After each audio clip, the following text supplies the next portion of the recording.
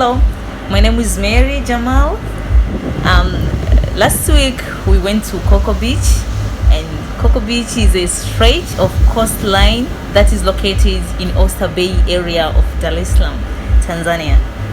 It is one of the most famous beaches in the city that is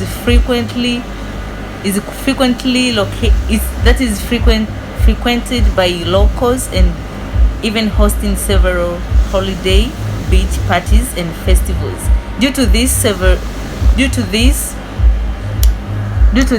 there are several establishments on the beach, such as restaurants, food stands, and shops renting beach equipment, such as floaters. There are several municipal structures, such as toilets and bathrooms for pay, and a secure parking space. The downside to its fame is that it is not particularly the cleanest or the safest of beaches, and as of late, early 2017, there are no lifeguards, police, or dustbins.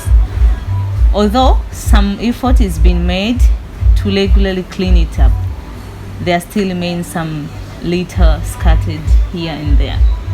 Okay. Coco Beach is also a favorite spot for joggers, many of whom come from nearby areas and can be seen in large numbers in the evening. There is only one big and well-established restaurant at the end of at the northern end. The rest being the smaller and high-top kind, but with good food. You can also find boats that provide transport to nearby Bongoyo or Mbudi Island, most of which leave in the morning and return later on the same day.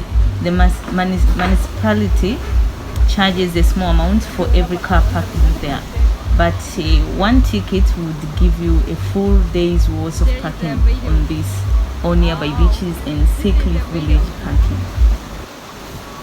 The best time to visit Coco Beach is usually packed during public holidays such as Eid al-Fitr, Christmas, and New Year, making this one of the worst time to visit unless, of course, if you are looking for that kind of thing. Other than that, it can be visited at any time and day of the week. It is generally a lot quieter in the morning of the weekdays and a lot less so during the evening of a weekend. What to do there? Eat at the restaurants, swim, jog, sit, or walk on the beach, or take a boat trip out to Bongoyo Island and back. On special concert days, you can even party here. Just mind your own security in whatever you do. Location of Coco Beach is located along Taya Drive and in the tranquil neighborhood of Oyster Bay, Dar es Salaam. It is rather a large stretch of coastline spanning more than 4 kilometers from end to end, with a log cliff bordering each end. Just like most beaches in the region, there is a dead barrier reef that separates the shore from the rest of the ocean. For more information on its location, please see the map below. How to get there? There is public transport known as Dala Dala that pass close by, but not next to the beach. These are the red and purple striped massage ones. From there, you should be able to walk for a few minutes to get to the beach. However, if you're using your own transport, then it's the best that you use the map below.